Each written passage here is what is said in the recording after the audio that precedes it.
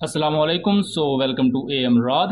दोस्तों, बात आज हम करने जा रहे हैं Akash surface to air missile system को लेकर, जो कि बहुत जल्द इंडिया आर्मीनिया को प्रोवाइड करने जा रहा है। दोस्तों, Akash surface to air missile system basically short to medium range का surface to air missile system है, जो कि रैमजेट पावर्ड मोटर को यूज करता है और अपनी एक्यूरेसी के लिहाज से इंडिया क्लेम करता है कि ये one of the most effective surface to air missile systems में आता है। और आर्मीनिया को बहुत जल्द ये चूंकि प्रोवाइड कर दिए जाएंगे, और इसका जो सबसे बड़ा हदफ होगा वो बुनियादी तौर पर आज़रबाईजान के फ्यूचर में आने वाले JF-17 थंडर एयरक्राफ्ट और उसके साथ साथ उनके मौजूदा MiG-29 फोर्थ जनरेशन एयरक्राफ्ट होंगे।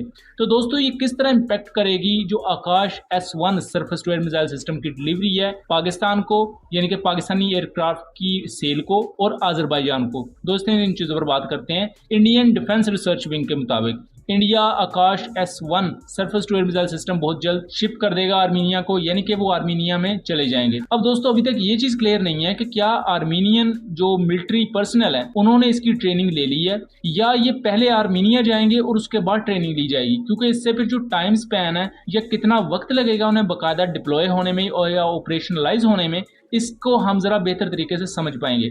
इसके साथ साथ दोस्तों, ये भी चीज अहम है कि इंडिया ने बहुत ही कम अरसे में आर्मीनिया को ये surface to air missile system provide करने का कहा था, और इससे पहले यही समझा जा रहा था कि 2023 में ये surface to air missile system provide किए जाएंगे। लेकिन अब 2024 के तकरीबन मिड में ये surface to air missile system Armenia को दिए जा रहे हैं। यहाँ दोस्तों, मैं अहम चीज बताता चलूं कि 2022 में आर्मीनिया ने 15 बैटरीज के लिए मुआहदा साइन किया था, और ये 15 surface to air missile systems के लिए जो मुआहदा है ये $720 मिलियन के अराउंड है, और इसकी एक बैटरी में अराउंड 3 लॉन्चर्स होते हैं। उसके अलावा इसका कम्युनिकेशन सिस्टम, पावर व्हीकल और इसका radar system. Akash S1 almost 35 to 40 kilometre की रेंज प्रोवाइड करता है। कुछ सोर्सेज के मुताबिक इसकी रेंज 45 किलोमीटर तक भी हो सकती है। अब दोस्तों, 2024 के बाद फर्ज करें इसको डिप्लॉय होने में 2025 तक का वक्त लग जाता है, और जो JF-17 थंडर की टाइम लाइन है आज़रबाईजान के साथ वो भी 2026 से 27 के दरमियान ही होगी। लेकिन उस वक्त तक JF-17 थंडर का अगर नहीं भी आता तो MiG-29 की सूरत में आज़रबाईजान के पास एक बेहतरीन ऑप्शन होगा, और आज़रबाईजान उसे हर लिहाज से डिप्लॉय रखेगा अपनी एयरफोर्स में। उसके साथ साथ हमने रिसेंटली ये भी देखा, जब आर्मीनिया और आज़रबाईजान के दरमियान झड़पें भी हुई तो आज़रबाईजानी MiG-29 एयरक्राफ्ट ने स्ट्राइक पैकेजेस को लीड किया, बहुत से क्रिटिकल जो इंस्टॉलेशंस थी आर्मीनिया की उनको डिस्ट्रॉय किया।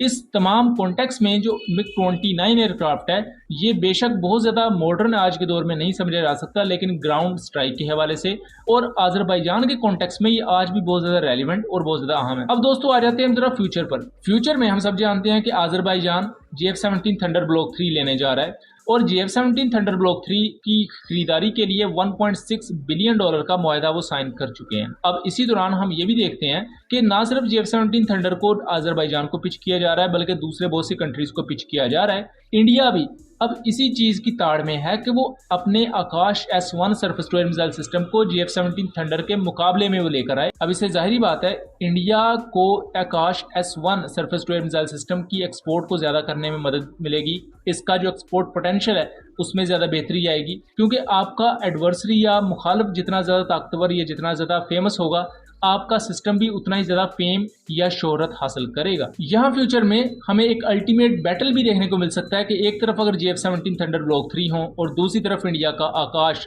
S1 surface to air missile system हो, तो इस दौरान अहम चीज होगी कि किस मुल्क का मिलिट्री पर्सनल किस तरह बिहेव करेगा और किस तरह वॉर टैक्टिक्स को अपनाया जाएगा। यहाँ JF-17 थंडर के इलेक्ट्रॉनिक वॉरफेयर स्वीट, उसके साथ साथ जो air to surface guided bombs हैं जैसा कि तकबीर बॉम्ब है, ये एक बहुत ज़्यादा अहम कंपोनेंट होगा जिसके तहत इन Akash surface to air missile systems के खिलाफ स्ट्राइक किया जा सकता है, क्योंकि इन surface to air missile systems की रेंज अराउंड 50 किलोमीटर से कम है। लेकिन ये जो तकबीर बॉम्ब्स हैं ये 60 से लेकर 100 किलोमीटर या उससे भी ज़्यादा तक स्ट्राइक कर सकते हैं, और तकबीर बॉम्ब के चूंकि मुख्तलिफ वेरिएंट्स हैं तो इस कॉन्टेक्स्ट में कहा जा सकता है कि JF-17 थंडर आउट रेंज कर सकता है इन Akash S1 surface to air missile systems को। लेकिन इंडिया फ्यूचर में अपने Akash surface to air missile system में जैमर्स को भी ऐड कर रहा है। इंटीग्रेटेड जैमर्स होंगे जो कि दुश्मन एयरक्राफ्ट को और दुश्मन ड्रोन्स को जैम कर सकते होंगे, तो वो JF-17 थंडर के लिए भी ट्रबल पैदा करेगा। लेकिन उस कॉन्टेक्स्ट में ये भी देखा गया है कि पाकिस्तान एयरफोर्स ने कभी भी JF-17 थंडर में अल्टीमेट अपग्रेड्स नहीं की, बल्कि वक्त के साथ साथ अपग्रेड्स की हैं कि अगर एक अपग्रेड एक साल में की गई है तो अगले साल उसी अपग्रेड को मजीद बेहतर कर दिया गया है या उसके साथ साथ कोई एक्स्ट्रा चीज़ें भी ऐड की गई हैं। तो इस पस मंज़र में पाकिस्तान और चाइना JF-17 थंडर को हर लिहाज से बेहतर बनाने की कोशिश करेंगे कि ये आज़रबाईजान की सर्विस में जाकर पाकिस्तान और चाइना का नाम ही रोशन करे और अपने एडवर्सरीज पर कहर बनकर टूटे। सो ये था एनालिसिस। उम्मीद करता हूँ चीज़ें क्लियर रही होंगी। अगर बैकग्राउंड वॉइसेस थोड़ी सी आ रही हो तो उसके लिए माजरत, लेकिन वीडियो पसंद आई हो तो इसे ज़्यादा से ज़्यादा शेयर कीजिएगा एंड चैनल को सब्सक्राइब कीजिएगा। मिलेंगे अगली वीडियो में, तब तक के लिए अल्लाह हाफिज़।